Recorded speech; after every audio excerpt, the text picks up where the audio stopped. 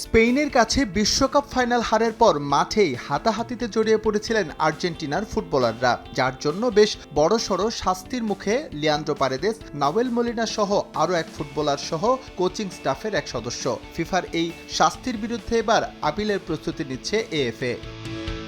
Football আর্জেন্টিনার দাবি লঘু পাপে গুরুদণ্ড দেয়া হয়েছে তার ফুটবলারদের। রেফারেন্স হিসেবে এএফএ টেনে এনেছে 2014 বিশ্বকাপে জর্জিও কিয়েলিনি এবং লুইস সুয়ারেজের ঘটনা। তারা প্রশ্ন তুলেছে, সুয়ারেজ কামড় দেওয়ার পরও তাকে দেয়া হয়েছিল 9 ম্যাচের নিষেধাজ্ঞা, অথচ পারেদেসের ব্যান 10 ম্যাচের।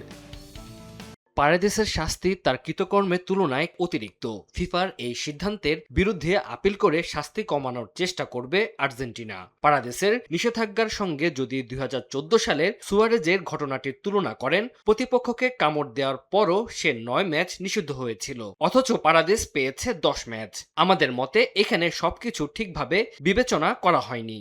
2018 বিশ্বকাপ বাছাইয়ের সহকারী রেফারিকে গালমন্দ করায় মেসিকে 4 ম্যাচের জন্য নিষিদ্ধ করেছিল ফিফা। আপিলের পর সেই নিষেধাজ্ঞা পুরোপুরি প্রত্যাহার করে নেয় ফুটবল নিয়ন্ত্রক সংস্থা। এবারও একই প্রত্যাশা করছে এএফএ। তাদের পর্যবেক্ষণ, পারেদেস এবং মলিনাকে মোট যে 17 ম্যাচের নিষেধাজ্ঞা এবং $90,000 করে জরিমানা করা হয়েছে তা অতিরিক্ত।